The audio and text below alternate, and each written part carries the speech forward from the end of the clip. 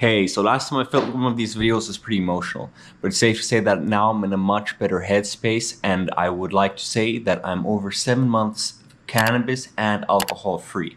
So now that marks a new milestone for my cannabis sobriety, because I've never stopped smoking cannabis for this amount of time since I first started at the age of 13.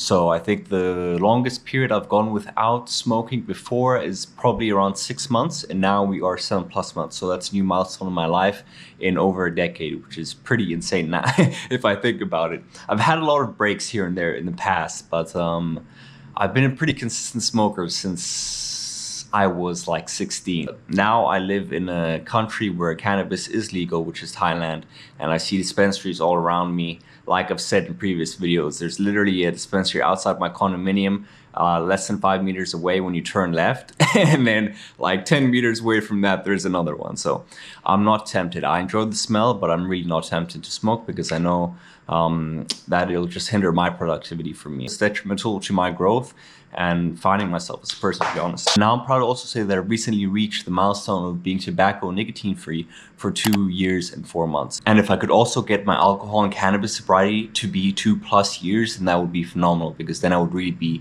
in a different place in my life. Do I miss drinking? No. And do I miss using cannabis? Surprisingly not. And that's what's probably made me so content with this streak of sobriety.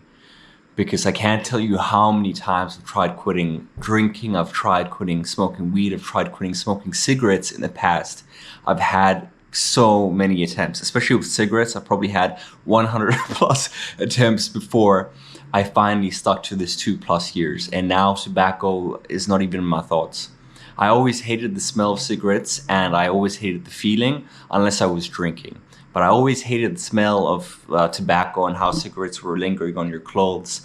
But I got addicted. And then when I got addicted to the nicotine, the withdrawals were pretty nasty. I would say that nicotine is probably one of the, in terms of cravings, it's probably one of the hardest things that I've had to give up. And this is coming from someone that's also used benzodiazepines in the past, like Xanax and Valium.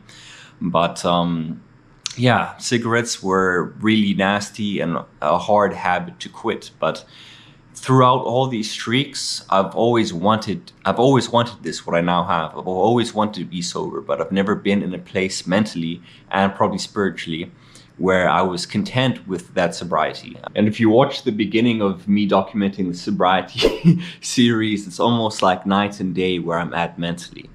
And how I look as well. I look completely different than when I first started recording these videos. And I was down bad, man. But for this streak, the biggest thing that made a difference for me was a change of environment compared to all the other times that I've attempted to quit or had like minor streaks of sobriety before. It was a change of environment that really allowed me to adopt new habits, a new way of life, and slowly start growing into the person that I want to become. And to end this video off, I'm going to read you guys a passage from The Subtle Art of Not Giving a Fuck by Mark Manson. I can't recommend this book enough. We're going to be reading a passage from chapter 8, The Importance of Saying No. As an extension of our positivity consumer culture, many of us have been indoctrinated with the belief that we should try to be inherently accepting and affirmative as possible. This is a cornerstone of the many so-called positive thinking books.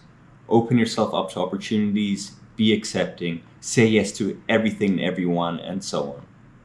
But we need to reject something. Otherwise, we stand for nothing. If nothing is better or more desirable than anything else, then we are empty and our life is meaningless. We are without values, and therefore we live our life without any purpose. The avoidance of rejection, both giving and receiving it, is often sold to us as a way to make ourselves feel better. But avoiding rejection gives a short-term pleasure by making us rudderless and directionless in the long term. To truly appreciate something, you must confine yourself to it. There is a certain level of joy and meaning that you reach in life only when you've spent decades investing in a single relationship, a single craft, a single career. And you cannot achieve those decades of investment without rejecting the alternatives. The act of choosing a value for yourself requires rejecting alternative values. If I choose to make my marriage the most important part of my life, that means I'm probably choosing not to make cocaine-fueled hooker orgies and an important part of my life. If I'm choosing to judge myself based on my ability to have open and accepting friendships, that means I'm rejecting trashing my friends behind their backs. These are all healthy decisions, yet they require rejection at every turn. The point is this: we must all give a fuck about something in order to value something. And to value something, we must reject what is not that something. To value X, we must reject non-X. That rejection is an inherent and necessary part of maintaining our lives, and therefore our identity. We are defined by what we choose to reject. And if we reject nothing, perhaps in fear of being rejected by something ourselves, we essentially have no identity at all.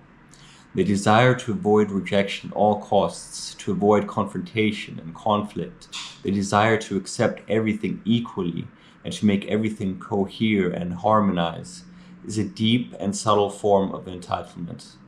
Entitled people, because they feel as though they deserve to feel great all the time, avoid rejecting anything because doing so might make them or someone else feel bad. And because they refuse to reject anything, they live a valueless, pleasure-driven, and self-absorbed life. All they give a fuck about is sustaining the high a little bit longer, to avoid the inevitable failures of their life, and to pretend the suffering away. Rejection is an important and crucial life skill. Nobody wants to be stuck in a relationship that isn't making them happy. Nobody wants to be stuck in a business and doing work they hate and don't believe in. Nobody wants to feel that they can't say what they really mean. Yet people choose these things all the time. Honesty is a natural human craving. But part of having honesty in our lives is becoming comfortable with saying and hearing the word no. In this way, rejection actually makes our relationships and our emotional lives healthier. So, with that being said, every decision you make and every action you take is a vote for your future yourself. So today, I just want you to get up and look in the mirror and ask yourself, what would you reject out of your life?